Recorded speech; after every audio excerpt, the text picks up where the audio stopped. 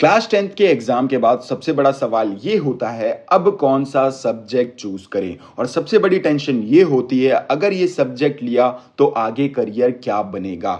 लेकिन मैं आपको जो है आज क्लियर करने वाला हूं जिससे आपको एक क्लैरिटी मिल जाएगी कि आप कौन सा स्ट्रीम चूज करने वाले हैं। अब देखिए, आपके पास जो है स्ट्रीम के ऑप्शन आ जाते हैं साइंस, कॉमर्स एंड आर्ट्स। 10 के बाद जो है तीन मेजर स्ट्रीम्स होते हैं, वो आपको मैंने बताया साइंस, कॉमर्स एंड आर्ट। अब देखिए, साइंस स्ट्रीम अगर आप चूज करते हैं, अगर आपका इंटरेस्ट फिजिक्स, केमिस्ट्री, बायोलॉजी या मैथ्स में है तो ये स्ट्रीम आपके लिए परफेक्ट रहेगा। लेकिन अगर हम कॉमर्स की बात करें, अगर आपको बिजनेस, अकाउंट्स, फाइनेंस या इकोनॉमिक पसंद है तो आप कॉमर्स के पार्ट में जा सकते हैं। अगर आर्ट्स और ह्यूमैनिटी स्ट्रीम आप चूज करते हैं, अगर आपको history, political science, literature, psychology जैसे सब्जेक्ट में मजा आता है तो दिस इज फॉर यू। अब आइए हम समझते हैं स्ट्रीम के करियर ऑप्शन और उनमें लगने वाले अप्रॉक्सीमेट टाइम, कितना टाइम आपको लग जाता है अगर कोई भी आप स्ट्रीम चूज करते हैं। देखिए, करियर अपॉर्चुनिटीज की बात अगर हम करें और ड्यूरेशन की अगर हम बात करें तो अगर आप साइंस स्ट्रीम लेते हैं, पीसीएम या फिर पीसीबी, इसमें आपको समझना है पीसीएम का मतलब क्या होता है। ये शॉर्ट में बोला जाता है फिजिक्स, केमिस्ट्री, मैथ्स को। करियर ऑप्शंस इसमें इंजीनियरिंग है 4 साल का, और एनडीए अगर आप डाटा साइंस, आर्किटेक्चर ये अगर करना चाहते हैं तो इसमें आपको जो है 5 साल लग जाएगा। उसके बाद बीएससी और एमएससी भी आप इसमें कर सकते हैं।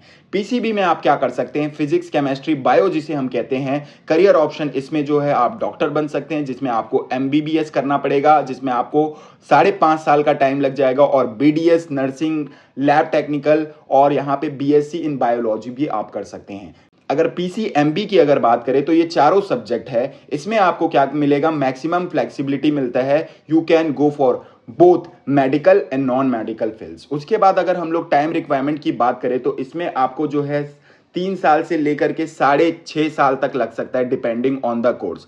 High salary job, competitive exam like NEET और आपको जेई भी देना पड़ सकता है। अगर हम कॉमर्स स्ट्रीम की बात करें, करियर ऑप्शन की अगर हम बात करें, सीए, चार्टर्ड अकाउंटेंट, जिसमें आपको अप्रोक्सीमेटली 5 ईयर्स लग जाते हैं। सीएस, सीए, सीएफए, जिसमें आपको 3 से 5 साल का ड्यूरेशन लग जाता है। B com, BBA, M com, MBA, इसमें 3 से 5 साल आपके लगते हैं। उसके बाद इसमें करियर ऑप्शन की अगर हम बात करें तो करियर ऑप्शन जो है आपका इसमें अगर देखेंगे तो बैंकिंग, आप insurance, stock market, digital marketing, ये सारी चीजों में भी जो है जा सकते हैं। उसके बाद हम लोग टाइम रिक्वायर्ड की अगर बात करें, इसमें भी आपको कितना समय लग जाता है, 3 से 5 साल लग जाता है। Stable career, booming business world, startup opportunities, ये सारी जो है अभी करंट सिनेरियो चल रहे हैं। लेकिन अगर हम आर्ट्स की बात करें, जिसमें आर्ट्स और ह्यूमैनिटीज अगर आप चूज करते हैं तो आप क्या कर सकते हैं, अगर आपको जो है UPSC, SSC, state PSC exam, BA, MA, NET, literature सिप करना है तो आप जो है ह्यूमैनिटीज चूज कर सकते हैं। लेकिन अगर आपको जर्नलिज्म,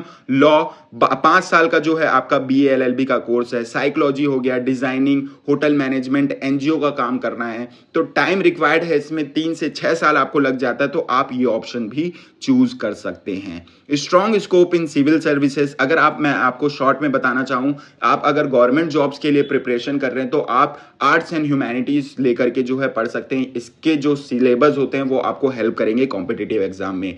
एजुकेशन, कंटेंट हो गया, कंटेंट क्रिएशन, पब्लिक पॉलिसीज, ये सारी चीज जो है आपको बहुत हेल्प करती हैं। तो दोस्तों, सब्जेक्ट वही चूज करो जिसमें आपका इंटरेस्ट है, जिसमें आप कंसिस्टेंटली पढ़ सको और जिसमें आप अपना बेस्ट दे सको। आज के टाइम सिर्फ मार्क नहीं, स्किल और पैशन का भी इंपॉर्टेंस है। और याद रखना, सब्जेक्ट कोई भी हो, अगर आप डेडिकेशन और सक्सेस पक्की करना चाहते हैं तो आप उसे डेडिकेशन के साथ अगर करते हैं कोई भी सब्जेक्ट चूज करने के बाद, तो आपको सक्सेस जरूर मिलेगी।